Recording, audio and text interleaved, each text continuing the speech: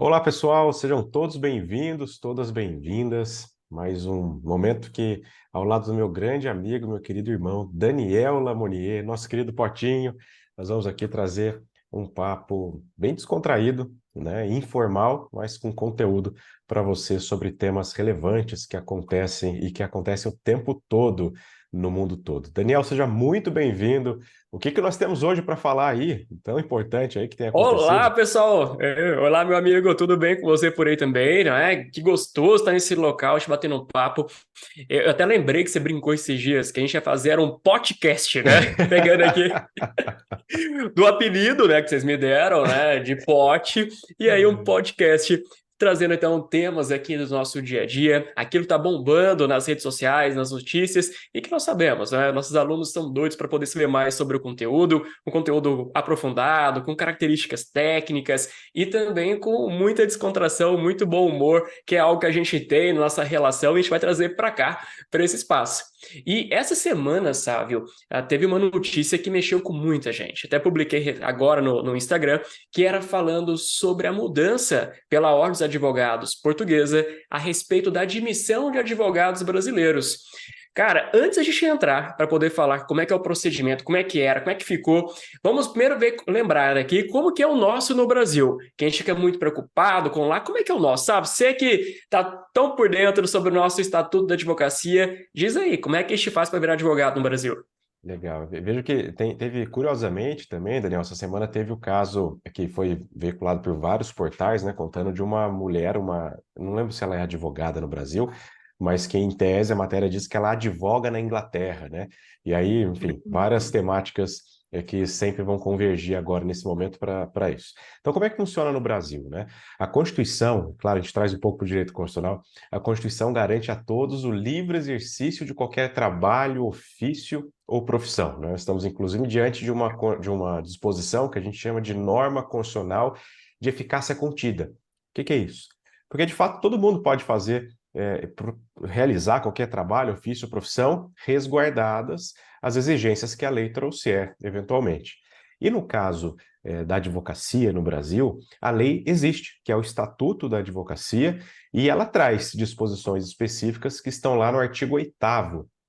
E dentre os requisitos, nós temos a capacidade civil, né, ser ele também maior de idade, portanto, conclusão da graduação no curso de Direito ou Ciências Jurídicas, que vai ter aí a mesma conotação, ter idoneidade moral, inclusive essa semana também tivemos alterações importantes no Estatuto, o Daniel vi que postou lá no Instagram também, Uhum. falando sobre a questão da idoneidade, enfim, e o último requisito, que é o que nos traz ao conhecimento de maior parte dos que vão assistir esse vídeo, que é a aprovação no exame de ordem. Então, além dos requisitos que estão ali indicados, existem outros, né? Não exercer atividade incompatível, enfim, tem aprovação no exame de ordem, e aí, ao final, prestou o juramento perante o conselho, você vai e tem a sua carteira de identidade. Pode ser, então, chamado de advogado ou de advogada. É preciso, então, passar e cumprir esses requisitos do artigo 8º. Acontece, Daniel, e aí eu quero passar para você, que quando a gente cumpre então com esses requisitos e posso, portanto, ser inscrito como advogado ou inscrita como advogada, eu estou apto a exercer a advocacia em qualquer estado da federação. Tem apenas uma regrinha ali que é de natureza mais administrativa sobre a inscrição suplementar, que não é o foco desse bate-papo, mas até 5 atos privativos por ano você pode realizar em qualquer outro estado que não o seu de origem. Passou do quinto, ou seja, a contar do sexto, se impõe a inscrição suplementar, né? Essa de forma geral. E aí, a pessoa quando se inscreve aqui no Brasil, agora passando para você a bola, já pode automaticamente advogar em Portugal? Como que funcionava isso e que desfecho que nós tivemos, portanto, sobre o tema? Como é que é lá em Portugal? Um detalhe, só antes de passar para Portugal, sabe, é que no Brasil hoje, o aluno do último ano do curso de Direito, tá no nono semestre, ele já pode fazer a prova, né, da OAB, então, ou seja, ele pode fazer a prova de admissão antes do término do curso dele, da graduação. Mas em Portugal é desse jeito? Bom, vou trazer uma experiência. Eu morei em Portugal de 2008 a 2010, quando eu fiz meu mestrado lá na Universidade de Coimbra. E naquela época, e muita coisa ainda semelhante, funcionava o seguinte: Quando o aluno terminava a faculdade de Direito, portanto, já tinha que estar com o diploma debaixo do braço, ele não ainda ia fazer a prova do que seria a OAP, a Ordem dos Advogados Portuguesa. Ele deveria fazer uma inscrição de estágio profissional já graduado, não é? Então, é um advogado estagiário, vai para um escritório, vai passar ali por etapas diferentes naquele escritório, e depois disso é que ele faria aqui a sua, né, prova, seu exame, que era dividido em 3 partes, enfim, mas tem ali também um exame para fazer. Então, veja, isso, observando lá em 2008, 2010, funcionava assim. E justamente naquela época, sabe, em 2009, em virtude do Protocolo de Bolonha, o Tratado de Bolonha, Portugal aplicou aos próprios portugueses que até para entrar no escritório de advocacia, para fazer esse estágio obrigatório, que era uma condicionante, ele precisaria também fazer uma prova. Então, teria 2 provas. Teria uma prova para entrar no estágio e depois uma prova para realmente se inscrever como advogado. Essa primeira prova, ela foi tida como inconstitucional pelo tribunal português, dizendo que era uma limitação de um direito individual, que não tinha aqui a questão da proporcionalidade e tudo mais. Então, ficou apenas a obrigatoriedade do estágio para que aquela pessoa mostre que na prática ela sabe advogar e depois faça uma prova. Bom, então tinha tudo isso no caminho. Então, você termina a graduação, você ainda não conseguia ser um advogado autônomo, você ficaria preso no escritório. E, cara, se no Brasil a gente já percebe, às vezes, uma espécie de assédio moral, que a mudança que a gente teve sobre a advocacia quer combater, entre outras formas, né, de trauma psicológico que nós vamos sofrer ali no dia a dia, imagina então assim, você acabou a graduação, se você não fizer tudo que o escritório manda, do jeito que ele manda, na hora Nossa. que ele manda, olha a chance dessa pessoa não conseguir depois virar advogada. Mas, sabe, tem um ponto que é interessante comentar, que essa ideia de ter colocado a prova para entrar para o estágio é porque lá em 2009, a própria Ordem dos Advogados Portuguesa entendia que o ensino português tinha caído muito de qualidade. Então, já queria fazer uma peneira para entrar para o escritório e depois ter uma outra peneira pós-escritório para começar a advogar. Então, é importante salientar que não é só um vitimismo nosso de brasileiros, eles já tinham essa tendência com os próprios portugueses de restringir. Uhum. Já havia uma discussão que tinha advogado em excesso em Portugal. Mas foi passada essa primeira fase, e aí quando chegou em 2015, aí veio o convênio com o Brasil. Até então, para um brasileiro advogar, agora na minha época, se eu quisesse advogar em Portugal, eu seria tratado ali como um português, que até o ponto depois você pode falar sobre o nosso tratado da amizade, então eu deveria também fazer um estágio em um escritório, depois fazer prova, e só depois disso é que eu poderia de fato ser um advogado em Portugal. Com aquele tratado, desculpe, com o convênio firmado entre as ordens de advogados, brasileira e portuguesa, então agora um advogado, isso 2015 a 2023, um advogado brasileiro, ele tinha um processo muito mais simples para advogar em Portugal. Tinha que apresentar, sim, uma declaração da OAB, apresentar a sua declaração, né, de antecedentes criminais, deveria demonstrar também o seu título de graduação, e aí já consegui a inscrição lá em Portugal. Nesse período, nós tivemos em torno de 3 mil brasileiros que começaram a advogar em Portugal e 3 mil, praticamente 3 mil portugueses que começaram a advogar no Brasil. Então, os números estão bem parelhos nesse ponto.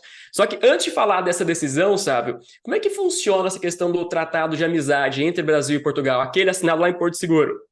Legal. Aliás, em aula eu sempre brinco sobre esse tratado, né? Porque lá no dia 22 de abril de 2000, foram feitas alguns atos simbólicos em comemoração aos 500 anos de descoberta do Brasil, de descobrimento, né? Uma delas foi aquela nota de plástico de R$ 10, né? Que na época comprava muita coisa, hoje não mais. Nem um café com pão na chapa ali. Se for na Bela Paulista, então, sabe, já tá enrolado, Nossa, que né? eles não estejam ouvindo isso. Ou se estiverem, que repensem ali os preços. Enfim, então tem a nota de plástico de R$ 10 com a foto de Pedro Álvares Cabral. Nós tivemos a construção da nau, que foi naufragada logo na sequência das comemorações, que coisa. E por fim, tivemos, claro, teve outras coisas, mas a assinatura desse tratado internacional que garantia aos portugueses residentes no Brasil há pelo menos 3 anos ininterruptamente, havendo reciprocidade, o mesmo tratamento aos brasileiros naturalizados. Inclusive, e claro, reciprocidade significa que, quando a gente fala, inclusive, de direito internacional, o princípio da reciprocidade é sempre presente. O mesmo tratamento seria dado aí aos brasileiros em Portugal na mesma condição.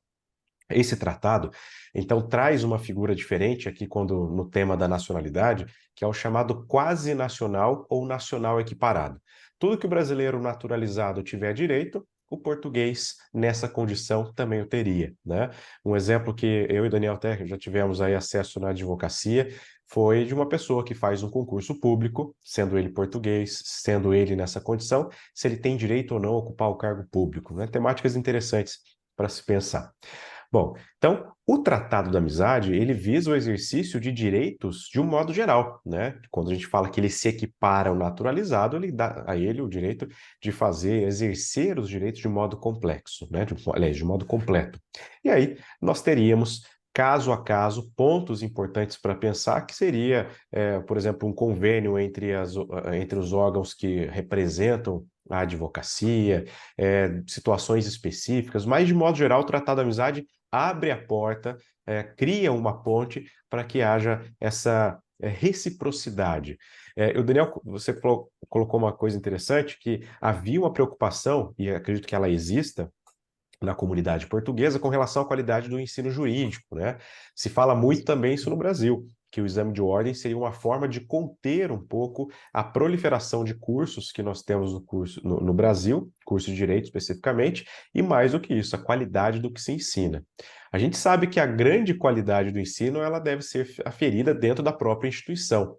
Mas, né, sabemos também que existem instituições de ensino e existem instituições de ensino. O MEC faz um Uhum. controle bem rígido, né, através dos indicadores internos e externos de avaliação, seja pelo provão do ENAD, seja pela a própria apuração que o MEC faz. E olha, uma vistoria do MEC, uma fiscalização do MEC, ela é muito pesada. Eu já participei de algumas, é muito pesada no sentido de exigir uma condição muito boa por parte da instituição.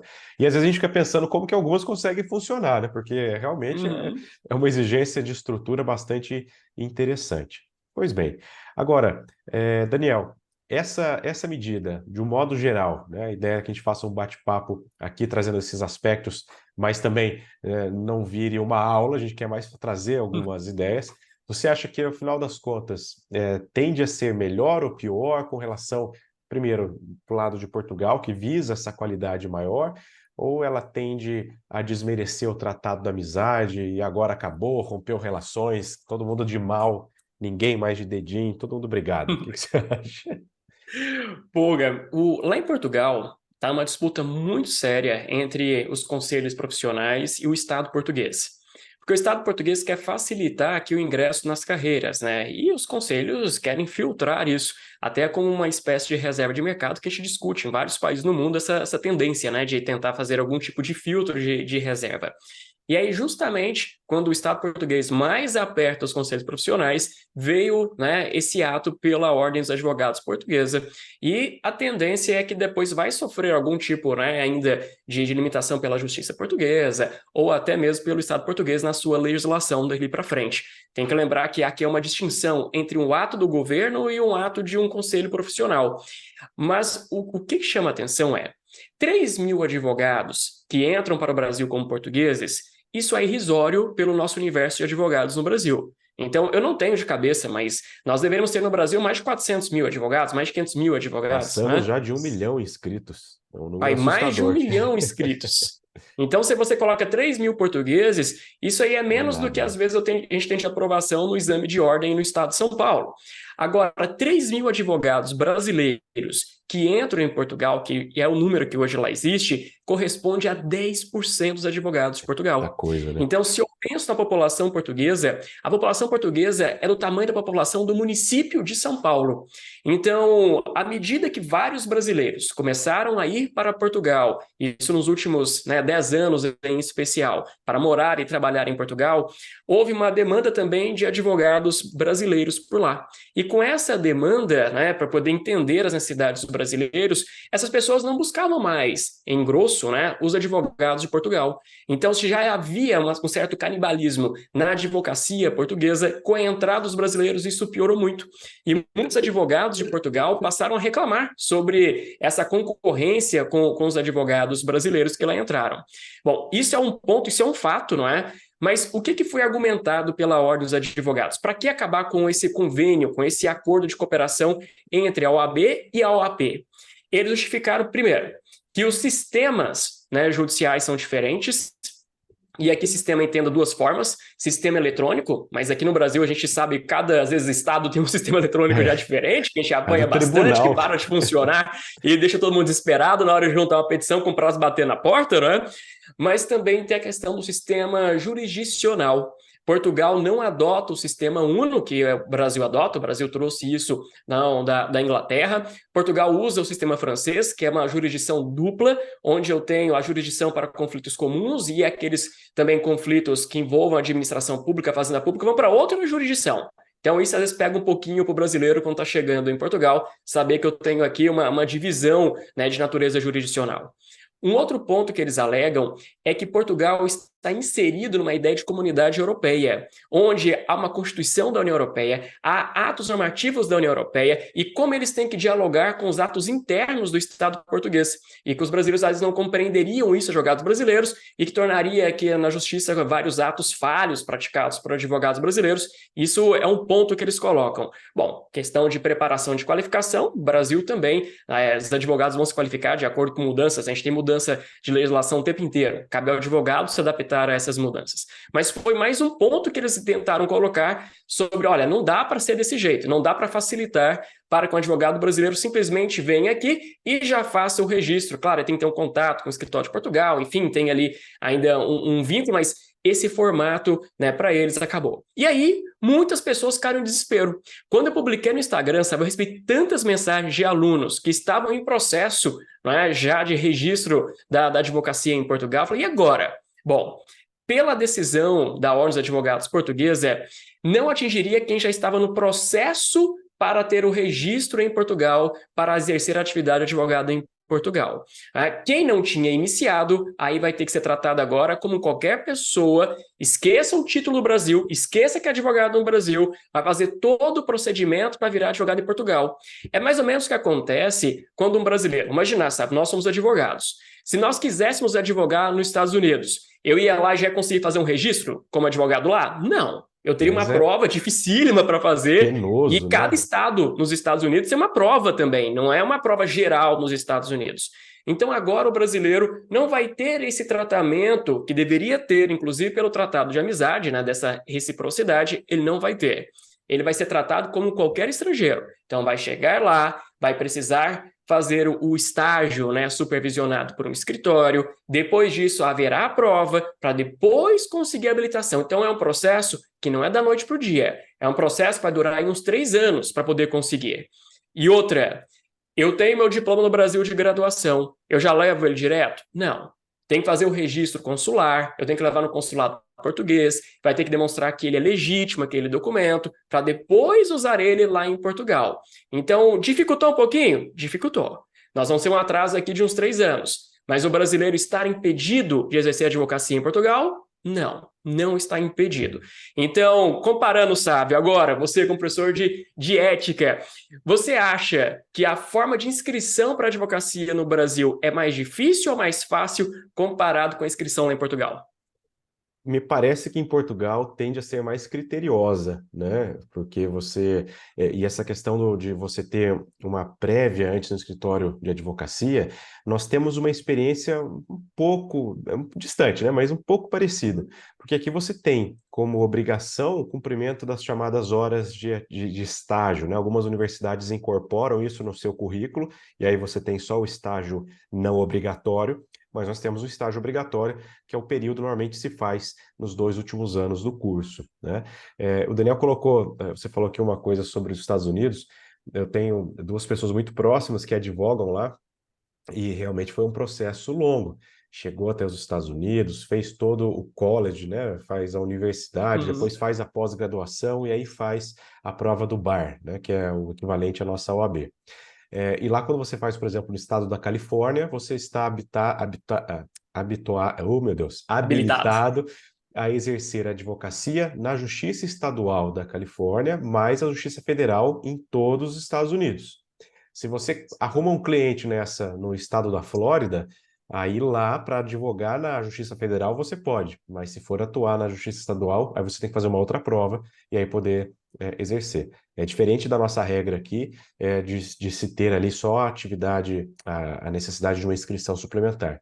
E isso se deve muito, né, até a forma que se constrói os estados norte-americanos, a autonomia que se dá aos entes federados, inclusive na sua competência legislativa, algo que no Brasil, lembrando aqui os artigos 22, 23, 24, né, que vai falar sobre repartição de competências, a competência privativa da União vai, sobre a maioria dos temas, ser a que se prevalece para legislar. Então, a gente acaba percebendo Código Penal, Eleitoral, Marítimo, Aeronáutico, está tudo envolvendo ali a atuação da União. Então, as regras gerais, elas são dispostas por um organismo em comum, por um órgão em comum, né?